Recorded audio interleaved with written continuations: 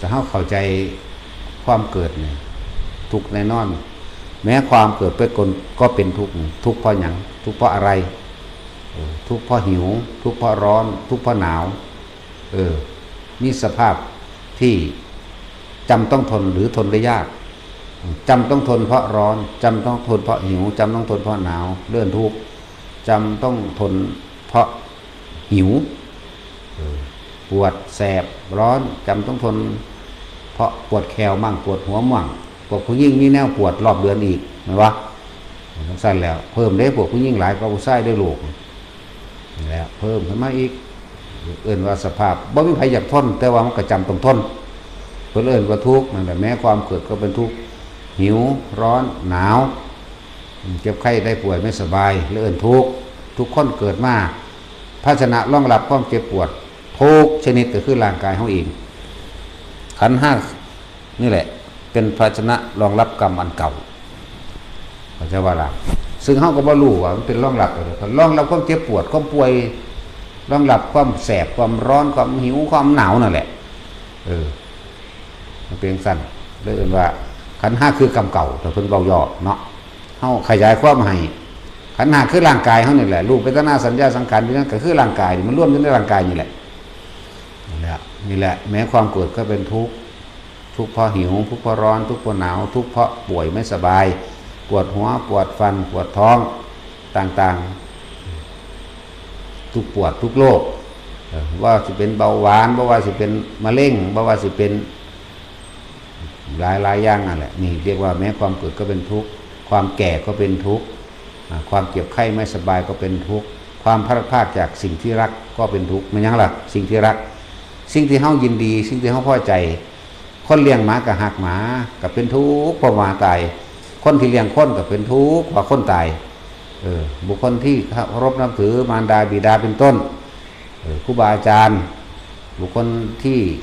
น่ารักเป็นลูกเป็นหลานเป็นเหลนหรือญาติพี่น้องที่รักใคร่พอใจนี่ความพลาดพลาดจากสิ่งที่รักก็เป็นทุกข์ไม่ว่าจะเป็นการพัดพรากจากเป็นหรือจากตายเข้าใจว่าล่ะคนเฮาบ่ทันได้ตายสิไปทำงานเมืองนอกหรืออยู่น้ำกันแล้วก็สิกลับบ้านซื่อๆมันก็หายน้ำกันเด้เนาะทุกข์ได้นั่นน่ะนั่นแหละทุกข์เพราะมันบ่เข้าใจ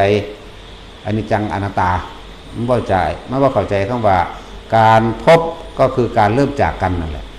การเกิดก็คือการเริ่มตายมันบ่เข้าใจมันบ่ยอมรับมันผูกพันยึดมั่นมันอาลัยอาวรณ์โศกปริเทวทุกข์นั่นแหละมันบ่อยากให้เป็นไปแล้วเอิ่นว่าโศกเศร้าเหงาหงอยคิดถึงกันจากกันเป็นก็เป็นทุกข์จากกันตายก็เป็นทุกข์เนาะนั่นแหละพัดพรากจากสิ่งที่รักก็เป็นทุกข์ความตายก็เป็นทุกข์มันบ่มีผู้ใดอยากตายเห็นบ่ล่ะแต่คนบ่ตายมันอุ้ยสิหลายคักเลยอยู่นี่ในโลกอันนี้เนาะแหละความตายก็เป็นทุกข์ถึงสั้น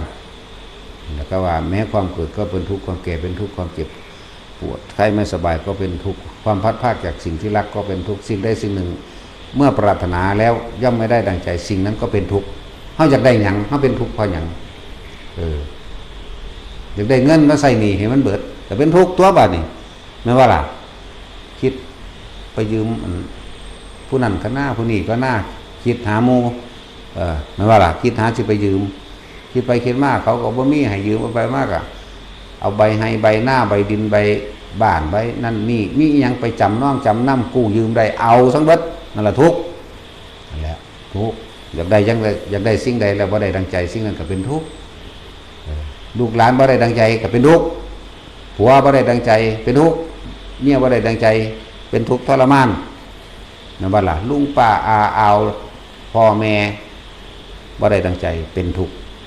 สิ่งใดไม่ได้ดังใจสิ่งนั้นก็เป็นทุกข์นั่นแหละคำว่าทุกข์แบบนี้ทุกข์ทั้งหลายโดยภายนอกว่าท่านได้สิ้นสุดเด้ยังหันคำว่าทุกข์ในกายของเจ้าของเองเด้มันบ่ล่ะยันตายแบบนี้แล้วความไม่อยากแก่ก็เป็นทุกข์เด้เห็นปะบ่อยากแก่บ่อยากชราไผสิอยากเฒ่าเนาะบ่มีเด้ไผอยากเฒ่าเฮ็ดให้เจ้าของเฒ่ามีบ่ ว่ามีแต่พยายามที่จะรักษามันไว้ไม่ให้แก่อาหารนี่ยานี่บำรุงกระดูกเห็นปะไม่ให้ไขข้อเสื่อมไม่ให้กระดูกผุมั่งไม่ให้อย่างยานี่บำรุงเลือดให้ไหลเวียนดียานี่บำรุงมดลูก คือเขาส่งมาให้เฮาแหละส่งมากูกินแมงอีหลีแล้วผู้ใดบอกส่งมา โอ้แข็งแรงเลยเด้ตัดสินเอาจักเม็ดมาเจ้า เป็นอย่างยานี่วะ ทำให้ยังมดลูกเข้าอู่เร็วว่าสั่นบำรุงต้นนำน่ากลัวเขาส่งมา ตัวร้อนสัตว์ได้ให้กินแมงหลด จะจากหัวตัวมันสั่นกันนี่ดินั่นแหละมันบ่จากแก่ชราคนเฮาดังหาขี้มาท่าไว้หาลิบมาท่าไว้ท่าปากเขียวเปเรตปาดลาด แดงจึงคืนจังคัง หัวบ่อยากงอกย้อมไว้ย้อมสีดำบ่อยู่แล้วย้อมสีแดง ให้มันกลมกลืนกันไปย้อมสีแดงย้อมสีเขียวย้อมสีชมพูโอ้ยมันบ่จากเท่าเห็นว่านั่นมันบ่ได้ดังใจตัวน่ะร่างกายบ่ได้ดังใจนั่นแหละมันบ่ยอมรับความจริงโดยธรรมชาติบ่คือนักปฏิบัติธรรมเด้พวกเขาถึงธรรมจริงๆบ่ได้สนใจบ่หันเด้มันก็เป็นธรรมดามันเท่านั่นแหละแล้วมันก็ตายเนี่ยมันก็ไปหันเด้นั่นแหละเพราะว่านี่แหละคำว่าแม้ความเกิดก็เป็นทุกข์ทุกข์พอเฮาบ่ยอมรับความจริงความจริงก็คือเกิดแล้วก็ต้องแก่เจ็บและตายสาเหตุแห่งความทุกข์สิไปถ้าบ่ยอมรับความทุกข์แล้วสิไปหาสาเหตุแห่งทุกข์ได้จังได๋สมุทัยมั้ยเนาะทุกข์เพราะว่าหยังก็มันอยากตัวเดียวนี่แหละนั่นแหละอันเหตุแห่งทุกข์ทั้งปวงเหตุแห่งสัตว์ทั้งใดเว้นไว้แต่เกิดกับความอยากตัวเดียวนั่นแหละอยากได้นั่นอยากได้นี่อยากเป็นนั่นอยากเป็นนี่เห็นบ่ล่ะ